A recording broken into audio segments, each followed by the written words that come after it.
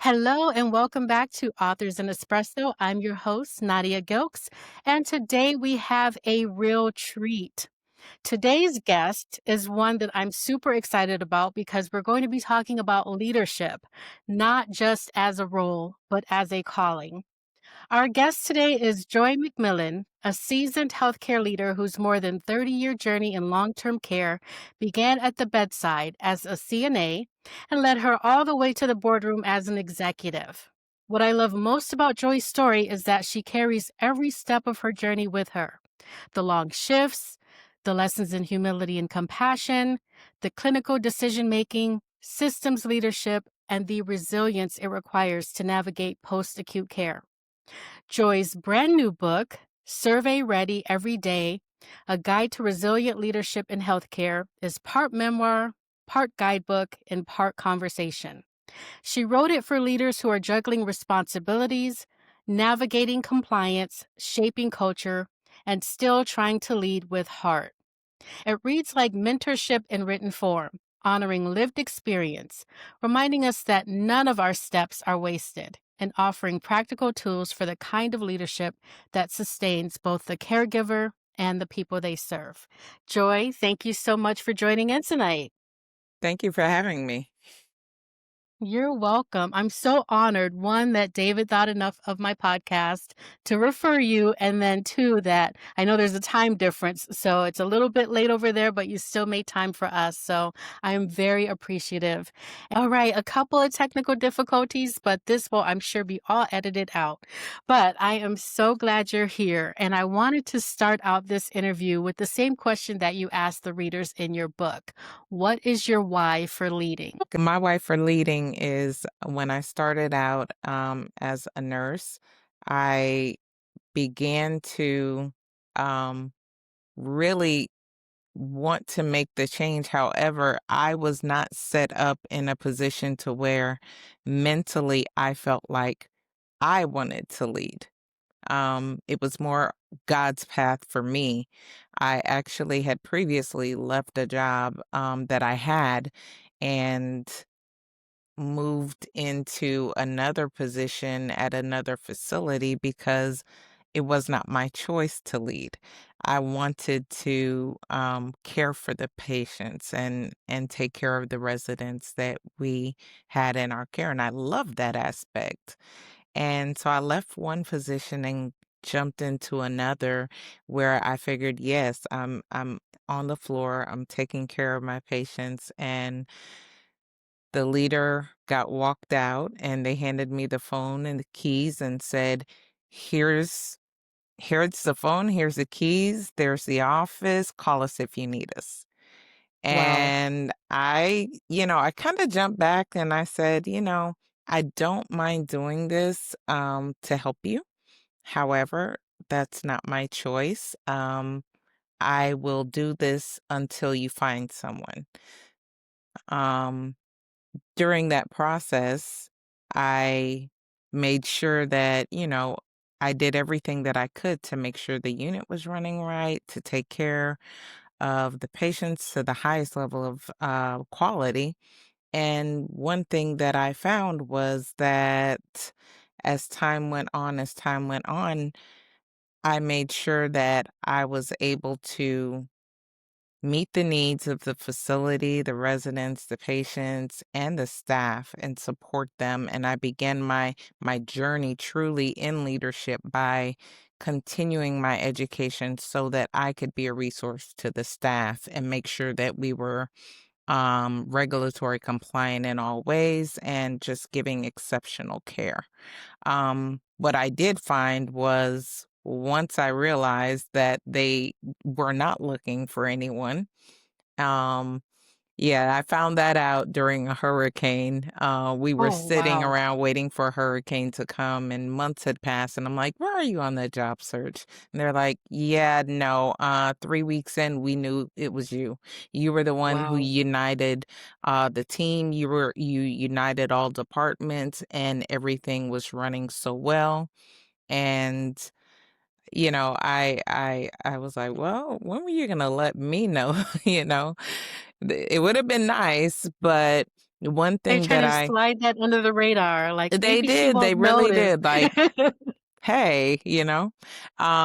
But what I noticed though is the longer I did it, the more comfortable I got in the role and the more that I understood the fact that even though I enjoyed my relationship with my patients, I was able to truly make a difference in their lives by making sure that my staff was able to care for them in the proper way. I was able to affect the change in a different way, from a leadership perspective. And so I began to grow and grow and grow. Not to say I didn't see myself going back to the floor, because at first I said, "Ah, I'll do it for a couple of years and get it under my belt. It looks good on the resume." Um, 24 years later, um, yeah, I ended up running that hospital. We actually built from scratch another hospital, and I ran that one, and then I inherited a third. Um, and that I inherited right before COVID hit. So it was a journey. It was definitely a Mhm. journey. I came a long way. But one thing I did learn as a leader, for me, my why was I always wanted to make sure that no matter who came to our facility or, came to see us for care, that throughout whatever they were going through, that they were going to get the best care possible, and that we were going to make sure that they left better off than when they came to us and they didn't have any harm to come to them. And Oh, so that's beautiful. that was my why. Yeah. That just sounds like a beautiful journey. And in the My Story section of your book, you do a great job of walking us through, like, starting at CNA and then LPN and RN. Looking back now, as you said, you're 24 years in, what stage do you think helped shape you the most? That's a great question. I think the stage that helped shape me the most was my earliest years as a CNA. And I say that because in nursing you have, it's a foundation. It's you're going from the base core hands-on care, and as a nurse you rely so much on the CNA's communication, the care that they're giving. um that's your first alert to know whether or not um your patient is doing well or they need assistance. And one of the things I learned the most as a CNA is, and I look at it as, I was in the room speaking the other day and I asked everyone, I said, put your hand up if you are a leader in the room. And you had different people putting their hands up, and then I stopped and I said, I want you to understand, everyone who did not have your hand up, put your hand up, because it doesn't matter. The fact that you're in this room today learning, trying to grow professionally, everyone has leadership skills in them if they choose to do the job as it's intended. If you are working the way you should be working, it doesn't matter what your title is. Your leadership quality comes from within. It's about you doing the best that you can do in that role, whatever it may be, and exceeding and exceeding and exceeding the expectations. And if you do that and if you commit to that, then you will be the leader. You can have a CNA that's a leader. You can have an LPN or an RN that's a leader. And or you can have someone with none of that background that just goes straight through to, let's just say, a healthcare administration, but they've got no clinical experience. And sometimes it's very interesting as anybody in their role, if you take the time to ensure that you are making an effort to do the best that you can in that role and exceed everyone's expectations, then you are making the difference. You are a difference maker. You are a change maker. And so, in doing that, the people that are watching you, because we lead by example, it's not just about what you're doing and how you're doing it, but you have to be the example. If you're going to be a leader, you have to make sure that everyone who's watching you understands I'm not just talking the talk, I'm not walking the walk. I've been down that path. I understand, and I'm willing to go that extra mile to ensure that you and the patients are supported. I love that. And I was filling out your exercises in the book just as a leader, taking out the healthcare wording. And I thought it was just such a beautiful marriage of really being a mentorship in a book. And then there are these reflective exercises that are, to me, like journal prompts and a bit of your personal story. And I always tell people, write what you know. And you did exactly that. It doesn't have to be the next Stephen King novel, it doesn't have to be, some mystery novel. You wrote a very handy mentorship guide. So, how did you want people to feel, and what did you want the reader to take away as they journeyed through your book? So I really wanted people to feel like as if that mentorship, not everyone has access to be able to, spend money on a coach, spend money on a mentor, and not everyone has access in their organization to people who are willing to mentor them.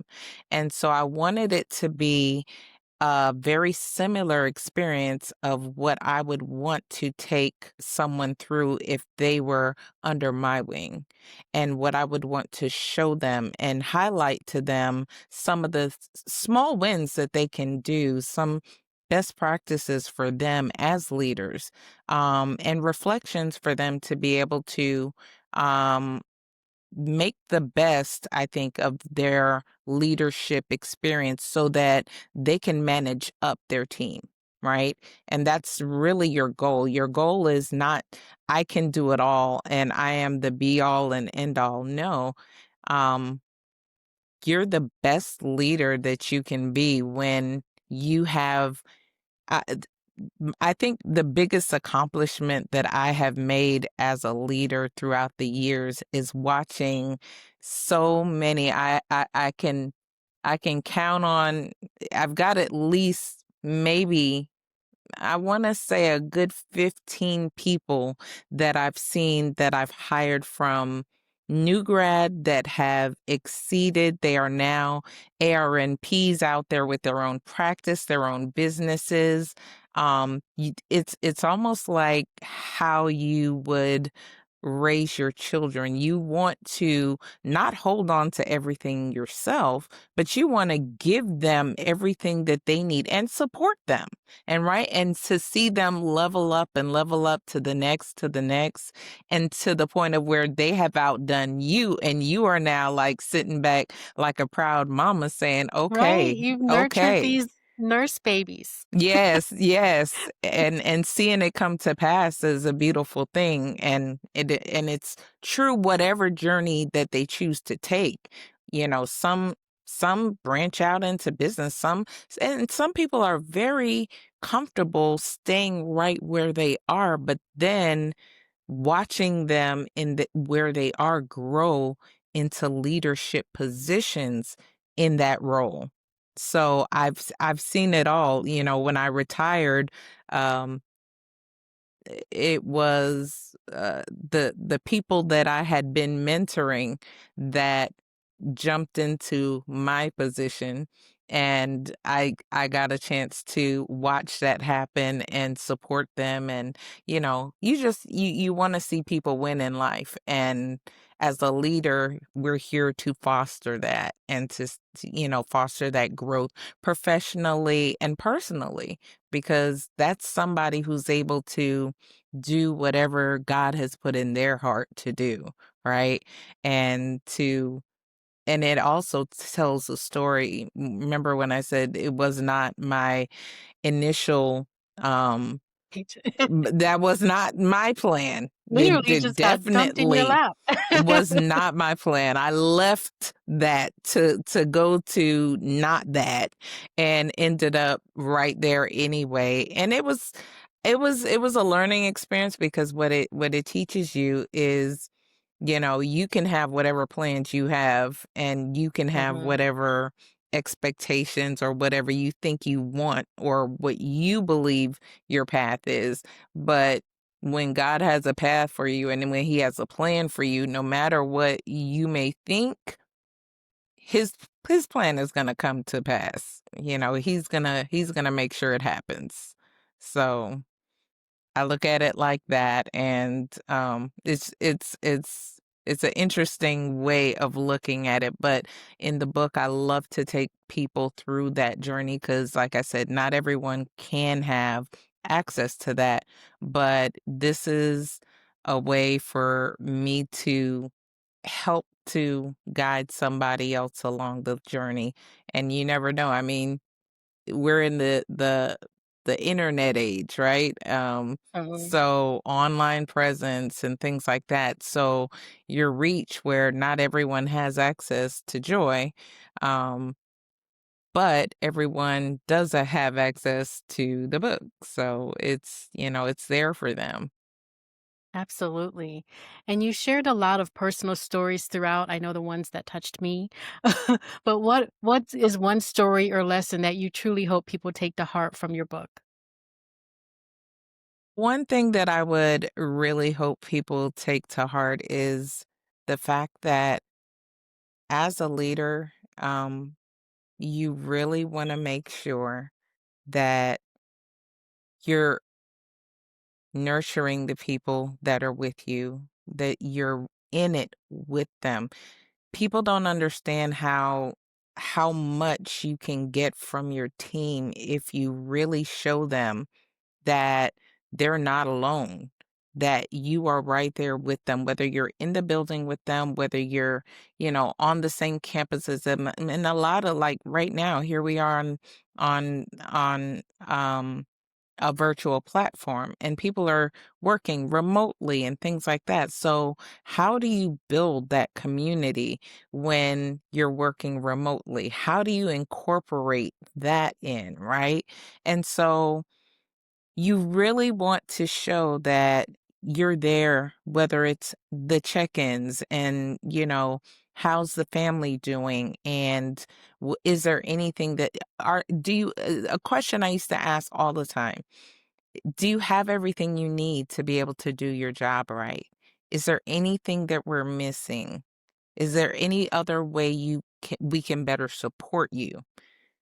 You know, understanding that as a leader, you may not have the same experience like when you were on the floor. Like I talk about my journey, but my journey was my journey. After so long in leadership, you have to understand that there are things that change. And, Mhm. you also have Gen we got Gen X's, Gen Z's, all of the gens. But Mhm. here we have these millennials and we've got to be able to meet them where they are too. You can't just be one-sided, one you can't just deal with your generation and the next generation and the next generation in the same way. So, you've got to be able to meet people where they are. And that's so important in leadership because you're going to have the from baby boomers that are hanging on trying to just do their thing and supplement their income, but you've got these babies that are coming into the world. And trust me, they learn differently, they think differently, and so how you approach them has to be, it has to be you can't just it's not a one size fits all. You have to make sure that you are catering to everyone and making sure that you're building each one up, and, that comes along the way. That comes along the way. I think that's such an important point for teachers and leaders is that it's never one size fits all. So you do have to modify sometimes to make sure that your message is actually heard. Yes. So, in your book, you talk a lot about resilience, which we just touched a little bit on with the check ins and breathing and all of those exercises.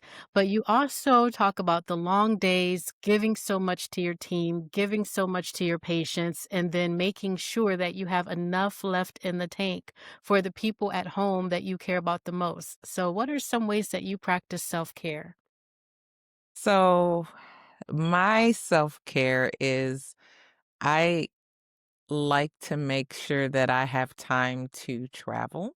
Um, as I have been on this journey in just business, um, traveling has become a big part of my life. So, self care for me is doing a girls' trip, telling my husband, look, honey, I'll be gone for a little while. We got a 3-day trip coming up. We're heading to here, we're heading there. Or for me, he told me the other day, he's like, you when your coping style or this or that is you go out to brunch with the girls and you just step away and that's what you do. And then you come back and then we sit back and watch the game together and that's our time. Football is our thing. But when it Okay. comes to just needing to release and I don't do it much, but I do love to dance. Oh, nice. But I don't do it much, but, once a year we have this gala that, is for stroke prevention, and, if anybody knows anything about Joy is gonna dance at the gala. Loving it, and that's my release, but yeah, that's what I like to do. Those I things love that. and a good book to sit back and just read, but when I read, it's for just to take me away. Back in the day, we used to say, "Calgon, take me away." They don't Yes. know nothing about that these days, but I'm like, "What happened to the Calgon Company?" I guess they just didn't make it in the 2000s. But I love that because I feel like you have to have something to look forward that keeps you energized, and then I'm sure when you come back from those trips, your family sees how joyful and relaxed you are, and then you're able to pour into your family just as you pour into your patients and your staff. So that's I think that's always an important reminder. Find a self-care element that really Yes. nurtures yourself.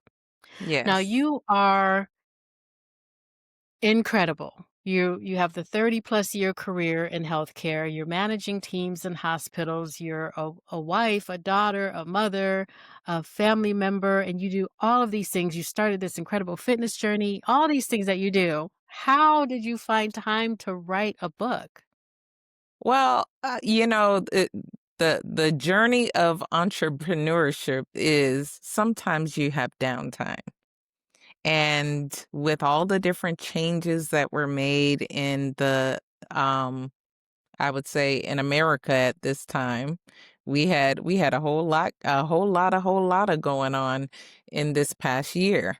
And people were cutting back, funding had been cut and all of that was going on. And so I found myself with more free time than I had previously. And I'm not one to I don't do well just not doing anything. I'm not a not do anything girl, like, I just can't. And, um, I looked at what I wanted to do, and I started part of my journey was I started just writing about my experiences, and once I always wanted to publish a book, but when I looked back on it, I was like, I don't know if I can and how would I narrow it down? And what ended up happening, someone brought me in to speak on leadership. And I got so much feedback from that presentation and from that keynote. And when I did get the feedback, I continued to have conversations with people and I was mentoring younger folks that were coming in and I'm sitting back and I just said, you know what? let me see if I can come up with something that can help people who may not have access to someone like me and who may not have access to attend that type of conference. And I had the time, and God gave me the clarity to kind of sit down and get it together. Um, and what you see is a result of that time of waiting, and it was a good time of waiting, 'cause I was waiting. I was like, "Wait a minute now." Um, but it allowed me to, come up with something that had I because in the month of June, I think I was home maybe 6 days total. I was speaking here, Wow. speaking there, speaking there, speaking there. So this has been the year of just movement, and then there was a pause, and when the pause came, I was like, "Hold on." I had a big conference coming up, and I was like, "I wanna be able to go to that conference, um, with a book, and I I love want that. to be able to, the goal was to have the book ready to be able to do a book signing at the conference and things like that. So um, it worked out really well. The timing was Really, really well. perfect. So you started writing it in July and it was launched in October. So Yes. just a few months. So you really had clarity. And the thing was pulling it together because I had started honestly, I started writing about my story when I was rebranding my company, and, I started that the previous July. So I already had, like, this maybe 40-page document of my story, but then how can I, like, which pieces can I take? How can I set this up as a book that's gonna really help somebody, and taking out the pieces that were meaningful enough but short enough that, and this is my hard thing because I'm long-winded, right? So yeah, like I said, it was like a 40-page document. Um, but No, froze. But I think you're gonna come back. okay. Am I There you back? are.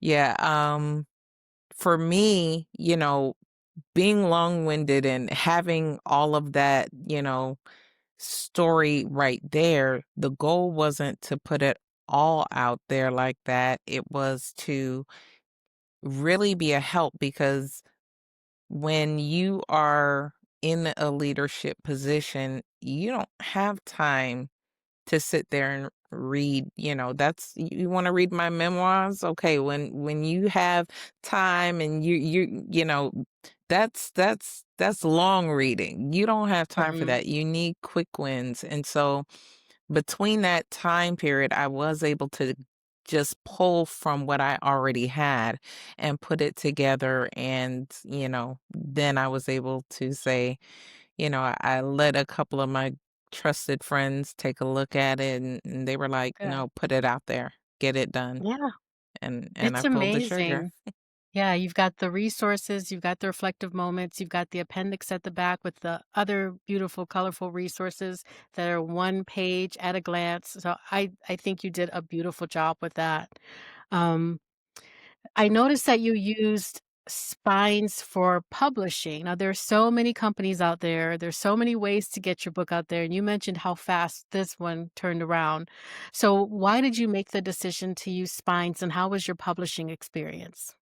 Well, I'm so glad you asked me about that. So, as, an entrepreneur, I have, and I'm gonna throw it out there, my wonderful beautician. Um, when it came to rebranding, I referred her to, a company, 5 Star BDM, for their, services, and she was so excited, and part of her rebranding process was she published a book. So Wow. we're going hand in hand. She's watching my journey as I'm rebranding and getting out there and doing my thing, and then I'm watching her journey as she's rebranding.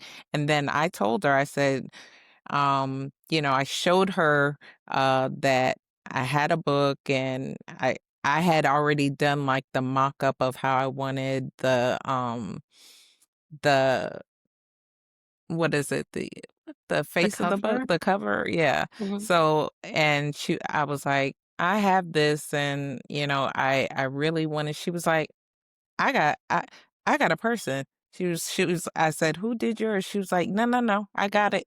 Here's a guy. You call him. He'll take care of it."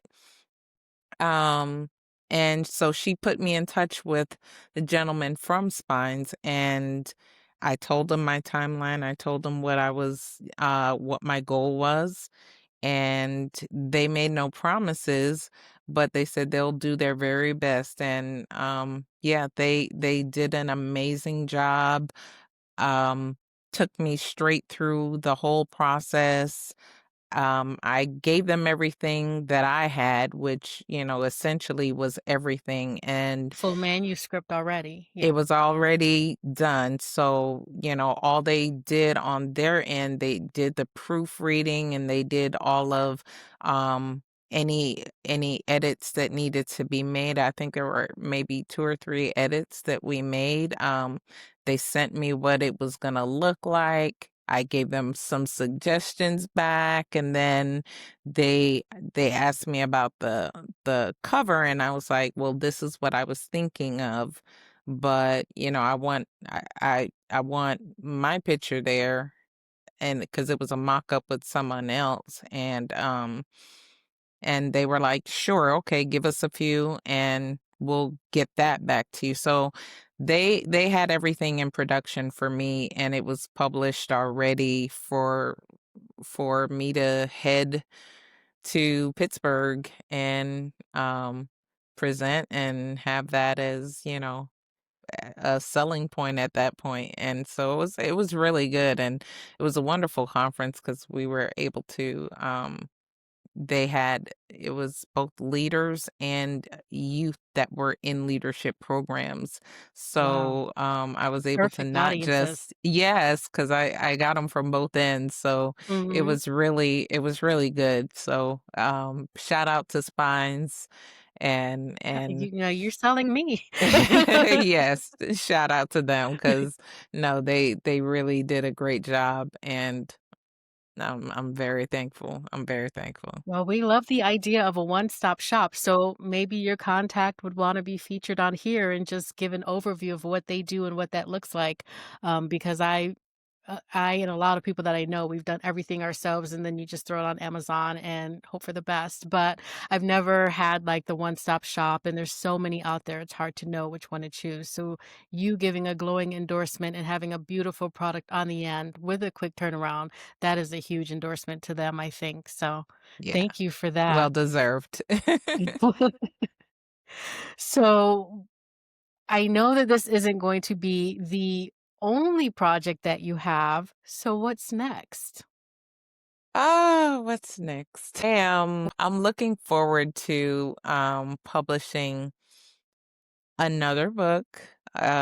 This one is going to be like this book, but it will have more meat and potatoes of the journey, and it will have less of the reflection, but it won't I will whittle it down to where it will be something that's enjoyable, some quick wins, some good chapters, and but something my real goal is just to inspire people. So everything that I can do, there's stuff that you saw in the book, however, but there's so much more along the journey of how we were able to get to where we are now, and how, remember I was talking about that funnel of people that were uplifted up and beyond,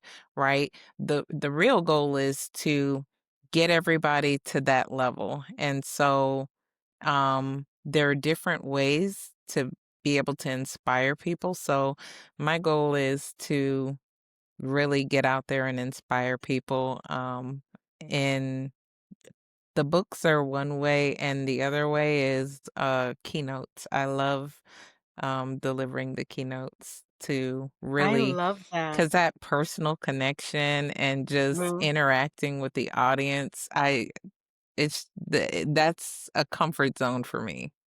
It's a comfort Nice. zone for me. I love the stage.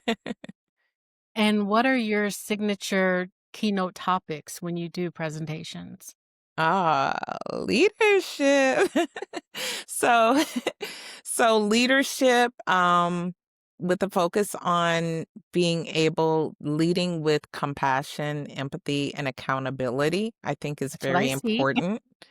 So important. The other thing in my world of um healthcare is infection prevention and regulatory compliance. And so, but really, I think the biggest aspect is empowering people. And that is that's where I get the most requests is that leadership journey and the empowerment aspect of it and bringing out the leadership in that person who's sitting in the back, who might be a little bit shy, who might not be as outgoing as everyone else. However, they've got Brief their pause, own but you're coming leadership back. quality. You can make them into a leader. And as I was reading your book, and I kind of mentioned it because I was using it myself, and I'll go through it before the end of the year, just really fill out all the prompts. And I know it's great to niche down, and you have niched down, so just take this however you want to. But I think that you can do another leadership book that's just for leaders because leadership is leadership. I know you're in infection prevention, but I just think it's just so great for anyone in a leadership position that they can look over their journey and say, what point shaped me, or what is my why for being in this organization, or what is my hope for my staff, or how can I pour into my staff? So I think that you could, I know this is the opposite of what they say, but generalize it a little bit so that a lot of leaders can take away from it, because I think it's just so powerful. And on the flip side, people can just purchase the book if they're in leadership and just take out the healthcare lingo.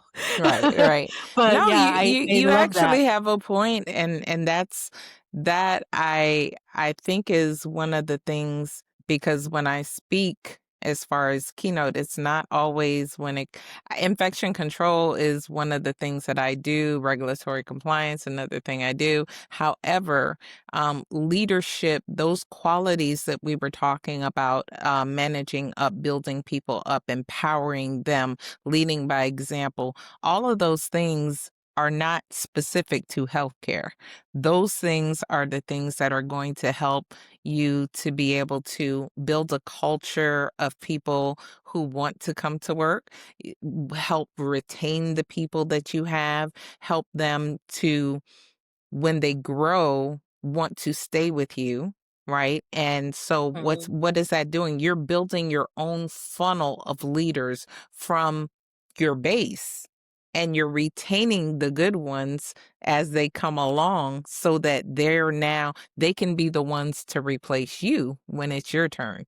So, yes, leadership is leadership. Those qualities are qualities that they just cross over into whatever your field may be.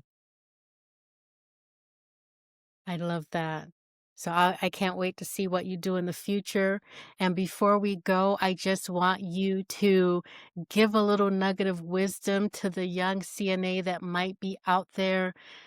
What would you tell her about the hopes and dreams and opportunities that her journey can take her to?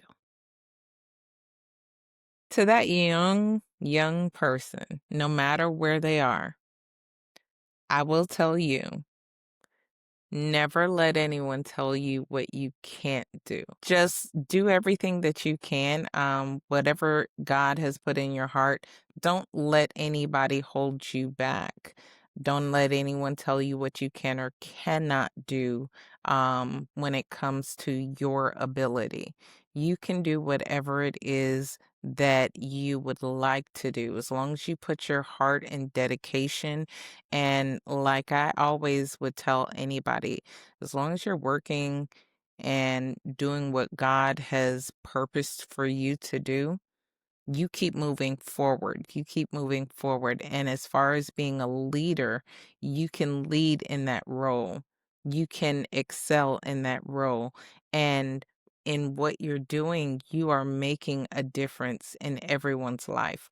That is the core. That is the basics. That is where we start. If you're in healthcare right now and you have to go into a facility and get care, it is that person who's giving you that hands-on physical care and love and nurturing and support, and be that person. When you walk in, show that person love. Put a smile on your face. No matter what, we leave that stuff at home, whatever stressor, all of those things, leave that behind and show that joy. Be the joy for someone who's in need, because you are truly the person that's going to make the difference every day for somebody. So own it, I love that. own it, own it, own it. I love that. So, how can people get in touch with you, and who is your target audience or market? That's good. Um, well, you can get in touch with me by going to my website at jadicc.com. I'm also on LinkedIn as Joy A. McMillon. All my contact information is on all of my platforms. Um, it's very easy to to get a hold of me. I'm also on Facebook as Joy McMillan, and so, but you can always reach me, and my target audience is um it's very interesting. It's healthcare, and it's actually morphed because leadership organizations have been bringing me in to just speak on leadership and how they can help their leaders and support their leaders and help their leaders to be able to lead effectively and lead in the everyone right now is kind of trying to retain staff, trying to get good staff. So, it It's hard out takes here. yeah, it's hard out here, and it takes skills, and it takes a certain skill set and your ability to be able to, um, really keep the people that you have engaged and, um working with purpose to whatever goal the organization has. So something that I had not been doing a lot of, but it is opened up, is mentorship in the leadership role. So organizations are, reaching out to me to help support their leaders in their journey. And so, you start off one way. I mean, the business has actually morphed so much that I am kind of just rolling with the tide when it comes to what God has for me to do, because obviously my work isn't done. Yeah, see, now I see a whole curriculum and a monthly membership package, and people are checking in for weekly coaching calls and catching up and all of that for you. So I can't wait to see how that Yes. grows, because I will absolutely be following the journey. I'm so inspired by you. I'm so thankful that you were able to make time for this interview today, because I know with everything that you do, it's your time is very limited, and I see a lot of the struggles in healthcare because I'm in hospitals and nursing homes several times a month, and so Yeah. when you say retention and keeping Yes. people engaged and keeping people wanting to come to work, it's so important because we see the numbers dwindling, people not wanting to come back for whatever reason. We've recently seen healthcare under attack a little bit in the Yeah. nursing profession, and I don't know what the magical answer to that may be, but I think that your very important work in building stronger leaders that lead with compassion, something that we don't see enough of, I think it's gonna be so wonderful for that patient who is vulnerable in that Yeah. moment. Yeah. So thank you for what you do. Once again, the book is Survey Ready Every Day. It's on Amazon, but you're on a lot of platforms because of Spine. So they can get you in, I think, Barnes and Nobles and a lot of different bookstores as well, correct? Yes, yes. And I before we go, did I miss anything? Is there any parting words or anything else you wanted to say that I may have missed? um the only thing I really wanted to say is I wanted to thank you for having me on and, giving me this platform and encourage anybody who is not subscribed to subscribe to your channel so that they can learn more Thank about you. things. Thank you. And of course, your fellow new authors, your hairstylist, and whoever else in your circle just wrote a book. I'd be happy to have them on Authors and Espresso. Thank Well, you. thank you once again for being here. Thank you, listener, for tuning in. Until next time, take care of yourself. Build that resilience, build that self care muscle. It's so important, as we've heard today.